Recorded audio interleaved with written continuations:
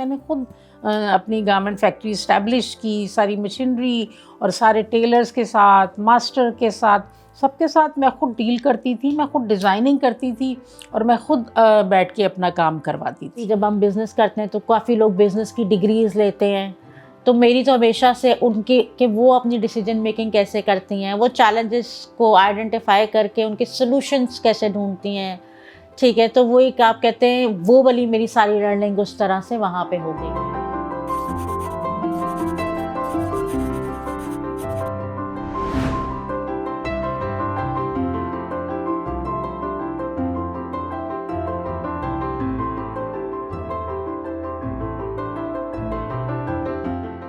میں بھی بہت اسٹچنگ بہت اچھی اپنی کر لیتی تھی، پھر ماشاءاللہ سے میری بیٹیاں ہیں تو میں اپنی بچیوں کی بہت اچھی فراکس وغیرہ اسٹچ کرتی تھی۔ میرے سراؤنڈنگ میں بہت ساری ایسی ضرورت مند خواتین تھیں اور ان کے پاس ہنر بھی تھا اور وہ کچھ کرنا بھی چاہتی تھیں، لیکن ان کے پاس کوئی راستے نہیں تھے۔ میرے ذہن میں یہ تھا کہ میں کس طرح ان خواتین کو کی میں مدد کروں، تو بس ایک میرے کاروبار کا آغاز ہو گیا۔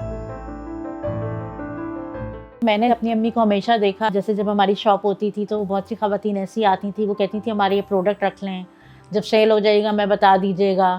سو always doing something which is not just for her own self, but it could benefit at large۔ میں نے خود اپنی گارمنٹ فیکٹری اسٹیبلش کی، ساری مشینری اور سارے ٹیلرز کے ساتھ، ماسٹر کے ساتھ، سب کے ساتھ میں خود ڈیل کرتی تھی، میں خود ڈیزائننگ کرتی تھی اور میں خود بیٹھ کے اپنا کام کرواتی تھی۔ میری شاپ جو تھی وہ it was a first women own business پورے پنڈی اسلام آباد میں جو ہے وہ تھا، تو بلکہ لوگ مجھ سے ملنے کے لیے آتے تھے کہ کون خاتون ہے جنہوں نے اپنے کاروبار کا آغاز کیا ہے۔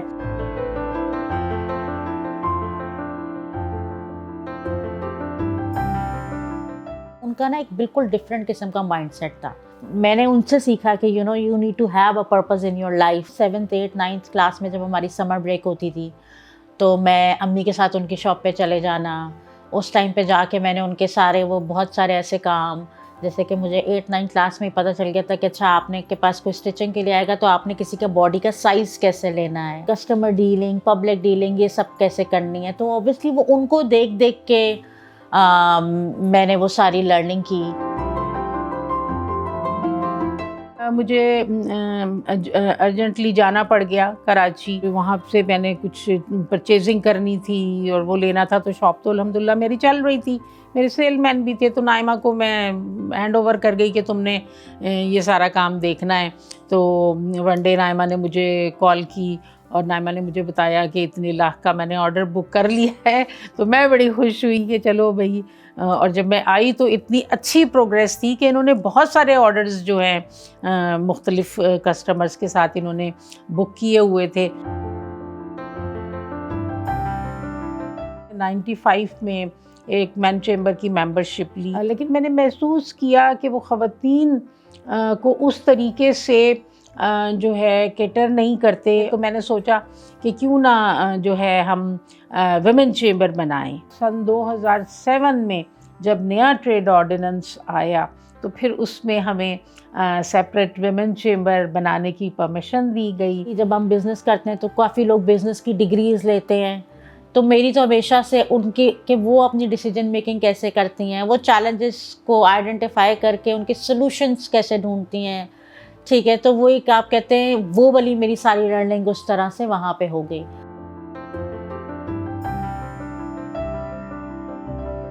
18 سال کی عمر میں میں نے اپنا نیشنل ٹیکس نمبر بنوا لیا، کیونکہ دیکھیں میرا اپ برنگنگ اس انوائرمنٹ میں ہوئی کہ جیسے میں دیکھتی تھی کہ وہ ہم خواتین سے مل رہے ہیں جن کے کوئی نہ کوئی چھوٹے موٹے کاروبار ہیں۔ میری اپنی امی ان میرے لیے ایک ایگزامپل تھیں۔ میں یہ چاہتی تھی کہ یہ میرے ساتھ فیشن ڈیزائننگ میں آئیں، لیکن جب یہ اپنی ایجوکیشن انہوں نے NCA لاہور جوائن کیا اور وہاں پہ یہ فلم اینڈ ٹی وی کی طرف چلی گئیں، ڈاکومنٹریز بنانے کی طرف چلی گئیں، تو وہ پھر ان کی ایک اپنی فیلڈ جو ہے وہ ہو گئی۔ میرے ساتھ کاروبار میں سپورٹ تو کر رہی تھی، لیکن میں نے ان کو باؤنڈ نہیں کیا۔ سب سے پرائڈ مومنٹ میرے لیے 2014 میں تھا، جب Naima first ever women vice president federation की बनी, तो it was a wonderful moment for me और मैं बहुत खुश थी। 2021 और 22 का वो टाइम पीरियड था जब मुझे वुमेन चेंबर ने कहा कि अब ये हमारी प्रेसिडेंट, इनको बनाते हैं ताकि हमारे पास यंग बिजनेसेस आएँ और यंग लीडरशिप आए। हमेशा मेरी ये थी कि मैं सोचती थी कि मेरी वजह से अगर किसी को कुछ फ़ायदा हो जाए, कि मैं किसी की हेल्प कर दूं, और वही चीज़ अल्हम्दुलिल्लाह I am so proud of her कि इनके अंदर वही सोच है कि इनकी वजह से अगर किसी को कोई फ़ायदा हो। The only precious thing that we have is our parents. तो वैसे जिस तरह से हम उनको हर वक्त खुश करने के उसमें होते हैं, और हमारा क्योंकि आपस की केमिस्ट्री ऐसी है कि वो हम जब साथ ट्रैवल कर रहे होते हैं तो वो हमारा लाइफ का पर्सनल टाइम भी हो गया, फिर जब उसी में बीच में काम आ गया तो वो प्रोफेशनल टाइम भी हो गया। मैं समझती हूँ कि नामा इज़ लकी कि उसको हर वक्त जो है वो माँ और उस्ताद दोनों का रोल जो है वो एक ही वक्त में वो एंजॉय कर रही हैं। अम्मी जी, I must say that thank you for enlightening my heart, soul and mind.